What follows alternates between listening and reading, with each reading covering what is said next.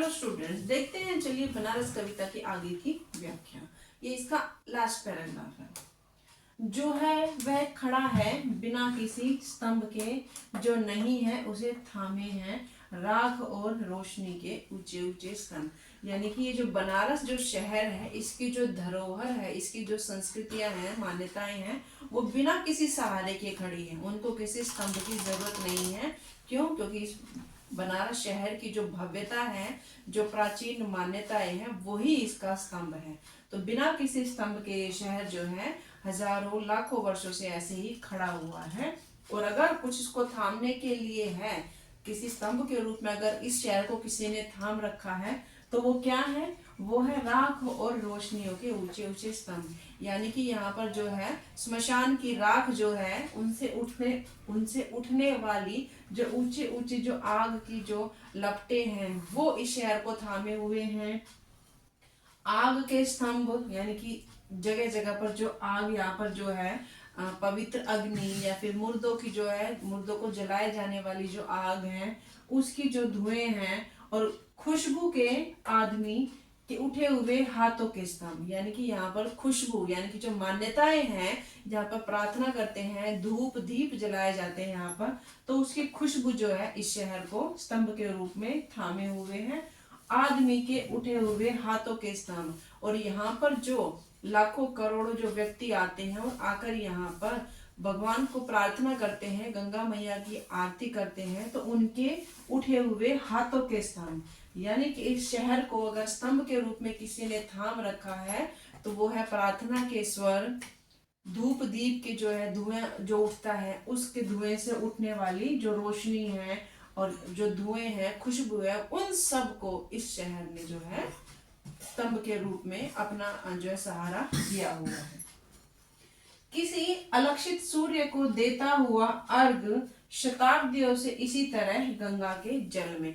और जब गंगा के दर्शन के लिए जाते हैं, बनारस शहर में लोग जो है श्रद्धालु जाते हैं, तो वहां पर जो है सबसे पहले गंगा में स्नान करते हैं। तो हमारे हिंदू धर्म में ये मान्यता है कि स्नान करने से पहले जब स्नान शुरू किया जाता है, तो सबसे पहले जो है सूर्य को अर्घ दिया जाता है। अर्घ यानी कि सूर्य को जल चढ़ाया जाता है। तो गंगा का जल तो वैसे ही पवित्र माना जाता है। तो ये मान्यता है हमारे हिंदू धर्म में कि गंगा के जल से जब सूर्य को अर्घ दिया जाता है, तो व्यक्ति के जितने भी दुख और कष्ट हैं, वो वहीं पे कट जाते हैं और वो जो है सुखी हो जाता है, सुखी और स्वस्थ हो जाता है। तो ये जो मान्यता है, ये शताब्दियों से ये चली आ रही है कि किसी अलक्षित सूर्य को अर्घ देना, क्योंकि हमें पता है सूर्य हमसे बहुत दूर है, लेकिन उसको ही अपना जो है मुखिया मानकर, उसी को अपना जो है आधार मानकर हम सभी जो है सूर्य को अर्घ देते हैं। और ये जो परंपराएं हैं शताब्दियों से चली आ रही है। अपनी एक टांग पर खड़ा है यह शहर, अपनी दूसरी टांग से बिल्कुल बेखबर। यानी कि जहाँ पर जो श्रद्धालु आते हैं और गंगा में जो है गोता लगाने के लिए जाते हैं, गंगा में स्नान करने के लिए जाते हैं, तो एक पैर पर खड़े होकर जो है प्रार्थना भी करते हैं। कुछ लोग ऐसे भी हैं, और वो एक पैर पर खड़े होकर जो है अपने और अपने परिवार के लिए, अपने समाज के लिए ईश्वर से और भगवान से प्रार्थना करते हैं। और जब वो एक टांग पर खड़े रहते हैं, तो उनको उसका दर्द महसूस नहीं होता। वो इतने उस अवस्था में इतने लीन हो जाते हैं। कुछ व्यक्ति, कुछ ऋषि मुनि भी हैं जो अपनी एक टांग पर जो है खड़े होकर गंगा में अपना जो है तपस्या करते हैं। तो जब वो इस तरह से एक टांग पर खड़े होते हैं, तो उनको दूसरी टांग में जो है दर्द बिल्कुल भी महसूस नहीं होता। उनको ऐसा लगता है कि जैसे उनकी जो दूसरी टांग है वो बिल्कुल बेखबर रहती है, उनको उस दर्द का जो है आभास नहीं होता। तो स्टूडेंट, ये थी बनारस कविता की व्याख्या। और इसी बनारस कविता के साथ ही एक कविता और एक लघु कविता है हमारे 12th के सिलेबस में, वो है दिशा। और दिशा कविता के माध्यम से, इस लघु कविता के माध्यम से कवि जो है हमें बच्चों के जो बाल मनोविज्ञान होता है उससे संबंधित जो है एक बात बताने का प्रयास कर रहे हैं कि बच्चों का मन कैसा होता है। उनकी अपनी एक सोच होती है, अपनी एक समझ होती है। जिस तरह से हम बड़े लोग, अनुभवी जो लोग हैं, वो किसी भी चीज के लिए अपना अनुभव रखते हैं या उस अमुक वस्तु के बारे में अपना ज्ञान रखते हैं, तो ऐसा ही बच्चों का भी है।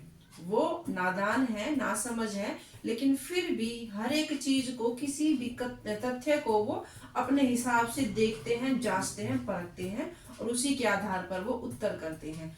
तो कवि ने जो है यहाँ दिशा कविता के माध्यम से यही बताने का प्रयास किया है कि कवि एक बार जो है ऐसे ही कहीं जा रहा था। हिमालय किधर है, मैंने उस बच्चे से पूछा जो स्कूल के बाहर पतंग उड़ा रहा था। तो कवि जो है एक बार ऐसे कहीं जा रहा था, तो कवि ने पूछा उस बच्चे से जो कि स्कूल के बाहर जो है पतंग उड़ा रहा था।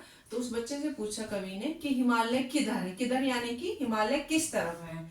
तो उस बच्चे ने क्या कहा, उधर उधर। उसने कहा उस बच्चे ने कहा कि उधर है, इशारा करते हुए कि उधर है। और उसने इशारा किस तरफ किया, जिस तरफ उसकी पतंग जो है उड़ी हुई जा रही थी, जिधर उसकी पतंग भागी जा रही थी। तो उस बच्चे ने अपनी जो है उंगली से इशारा करते हुए कहा, जैसे कवि ने पूछा कि हिमालय किस तरफ है या हिमालय किधर है, तो बच्चे ने अपनी पतंग की दिशा की तरफ जो इशारा करते हुए बोल दिया कि जो है हिमालय उधर है। मैं स्वीकार करूं, मैंने पहली बार जाना कि हिमालय किधर है। तो कवि जो है ये बता रहा है कि मैं ये स्वीकार करता हूं कि मुझे मेरे जीवन में पहली बार ये अनुभव हुआ था कि मैंने ये जाना कि हिमालय किस तरफ है। उससे पहले तो कवि को ये पता ही नहीं था। यानी कि यहाँ बच्चे की जो है यथार्थ के बारे में कवि जो है परिचित करा रहा है कि बच्चों का जो है अपना एक यथार्थ होता है, अपनी किसी भी चीज को वो अपने ढंग से देखने की एक समझ बूझ रखते हैं। तो बच्चों का मन जो है वो नादान चंचल होता है। तो इसी नादानी और चंचल भरे स्वभाव को ही जो है कवि ने इस कविता के माध्यम से यहाँ पर प्रस्तुत किया है। और कवि को जो है बच्चों की जो ये बाल सुलभ जो चेष्टाएं हैं, उनकी जो अपनी समझ है किसी भी वस्तु के लिए, इन चेष्टाओं को जो है कवि बच्चों की इन चेष्टाओं को जो है कवि जो है मोह लिया जाता है और वो इस कविता के रूप में अपने शब्दों को बयान कर रहा है। तो स्टूडेंट ये थी 12th क्लास की दोनों ही कविता की व्याख्या कंप्लीट हो गई है, बनारस और दिशा। तो मैं आपको जो है इस कविता के एमसीक्यू क्वेश्चन के साथ नेक्स्ट वीडियो में जल्दी ही आपसे मिलती हूँ। तब तक के लिए have a nice day students.